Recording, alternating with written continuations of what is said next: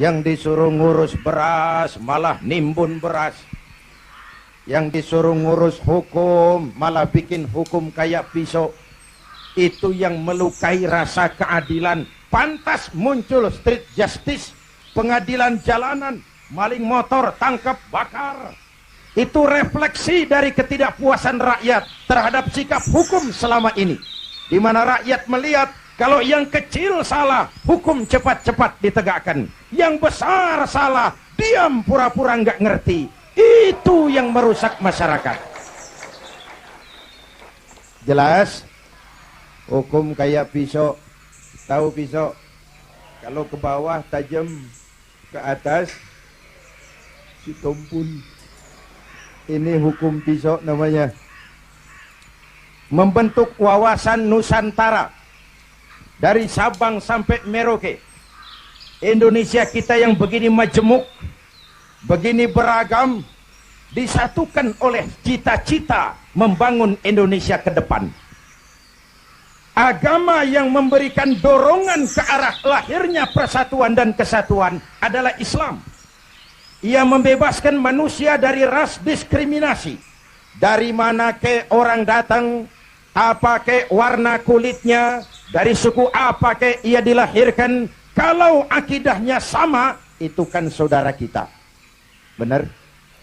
Negara besar, penduduk banyak, agama macam-macam, kok Anda bisa satu? Nah ini yang dia heran. Anda pakai lem apa? Saya bilang lemnya dua. Pertama, 87% penduduk republik ini muslim. Watak Islam itu rahmatan lil. Kalau besar, dia mampu melindungi yang kecil. Kalau kecil, dia mampu menjaga diri. Ini bukan umat teroris. Ini umat cinta damai. Ini bukan umat biang kerok. Ini umat penegak kebenaran. Kita tidak pernah cari-cari musuh, tapi kita pantang lari kalau ketemu musuh. Sebaliknya elit di atas juga kudu sadar dong. Seperti saya bilang, di mana-mana juga kalau kebo berantem sama kebo, yang rusak rumput. Kebo berantem sama kebo, yang rusak rumput. Pemimpin bertengkar sama pemimpin, yang bingung pengikut. Di mana-mana sejak dulu kalau kebo berantem sama kebo, yang rusak rumput. Maka kita menghimbau kepada para kebo, ya ini ngikutin bahasa doang, kita menghimbau kepada para kebo, berhentilah berantem supaya rumput tumbuh subur. Ayo ke masjid. Pertama, siapapun masuk masjid, copot sandal, buka sepatu. Betul? Bicara demokrasi, mau bicara reformasi, mau bicara soal keadilan, rohnya satu. Jangan ada warga negara kelas 1 di republik ini. Semua sama di hadapan hukum. Siapapun masuk masjid, copot sandal, buka sepatu. Lurah masuk masjid, buka sepatu, rah.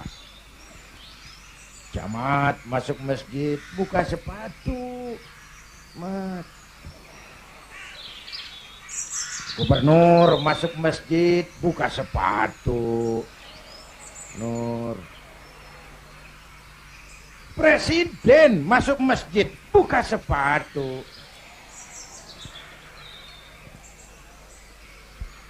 Jangan ada warga negara kelas 1 di republik ini. Ini cikal bakal demokrasi, reformasi dan keadilan. Negara rusak kalau sudah banyak warga negara kelas 1. Sudah copot sendal? Sudah, Pak. Sudah buka sepatu? Sudah. Ayo masuk ke dalam masjid. Kalau sudah masuk ke dalam, ibu bapak lihat, yang datang dari sebelah kidul, madep ngulon, bang. Yang datang dari sebelah timur, madep ngulon, bang. Yang datang dari utara, madep ngulon, bang. Yang datang dari sebelah kulon, madep ngulon. Masya Allah, jiwa masjid.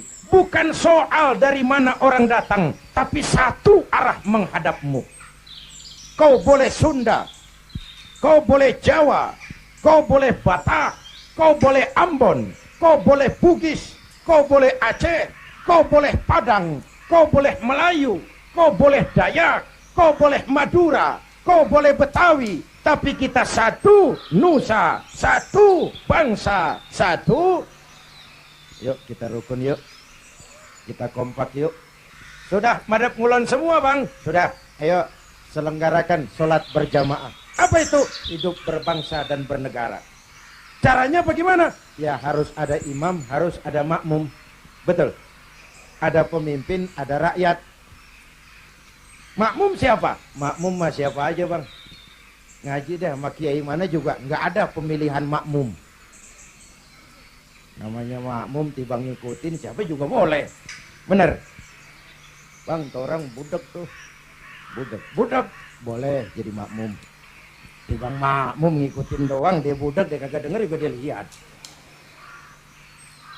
Bacaannya nggak fase, boleh jadi makmum. Ketinggalan satu rakaat, boleh jadi makmum. Tapi nggak tiap orang boleh jadi imam. Kenapa? Imam mau mimpin orang banyak. Kalau imam goblok, bego, hancur sembahyang. Bener? Bener? Makanya lain kali milih imam hati-hati. Hei, yang punya masjid pada nih, kalau milih imam hati-hati. Hei, saya pesan yang pada punya masjid, kalau milih imam hati-hati. Singkat cerita, lalu tahun 83-84 diundangkan asas tunggal Pancasila. Golkar makin tirani, makin otoriter. Tidak boleh lagi ada ormas dan parpol yang asasnya Islam.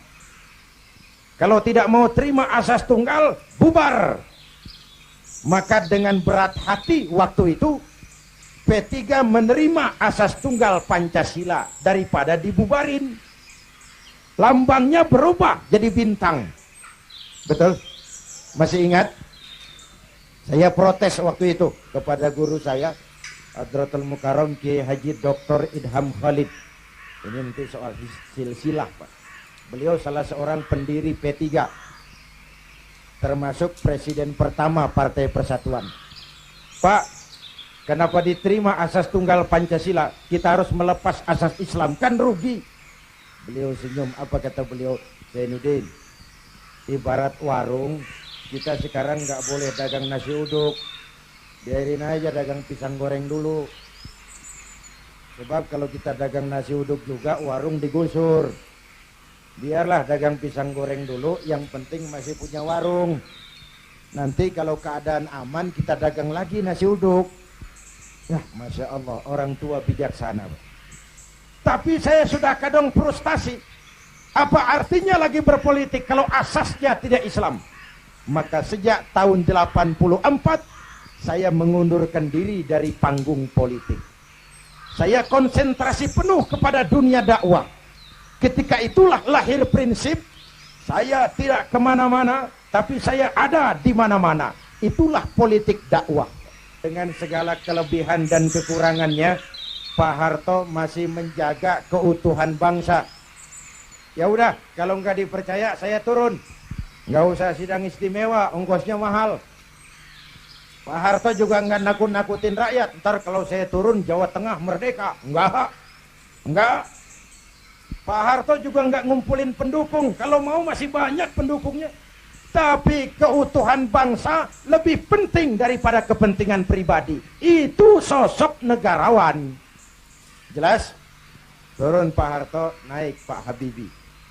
Habibie ini menurut saya the right man in the wrong time.